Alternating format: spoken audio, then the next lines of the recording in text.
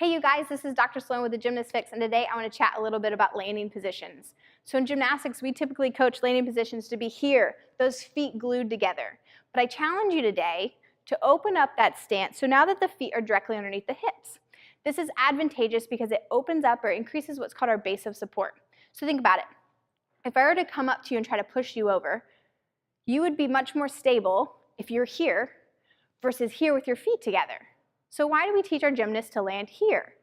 If we're here, we're able now to distribute the ground reaction forces much better, we're much more stable, our joints are stable, and we decrease the risk for that pesky step.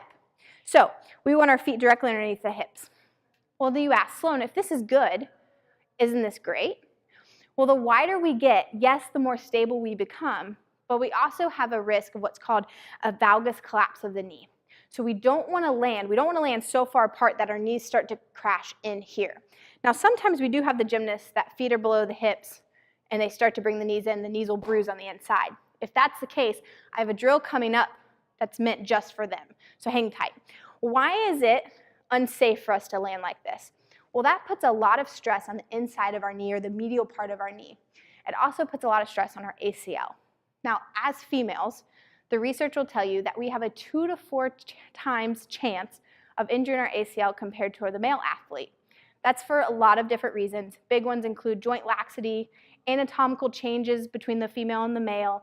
We also have receptor sites on our ligament itself for progesterone and estrogen. Kind of crazy. So we have a higher likelihood of ACL injury as a female athlete, so let's reduce that risk as much as we can. So as a coach, if you see any chances or any tendencies for those knees to crash in, this next drill is a perfect drill for that athlete. Okay, so the way that I like to combat inward knees is a drill that I call the 90-90 get up. So you're gonna go down into, I call this 90-90 because the knees will be at 90 degrees here. Well, I take the feet and I bring them in some. Now you're gonna take this front leg and I want you to press it down into the earth as hard as you can while maintaining a stacked torso. So I'm gonna press down, lift myself up, and then I'm going to control all the way down. I'm going to do it again. I'm going to lift up, and most importantly, you're going to show control all the way down. What I don't want to see is a disassociation of the chest from the pelvis. So you don't want to have this snake up and snake down. You want to make sure this is nice and stacked, no big arch or flare from the rib cage. Last one, we'll come up and we'll control down.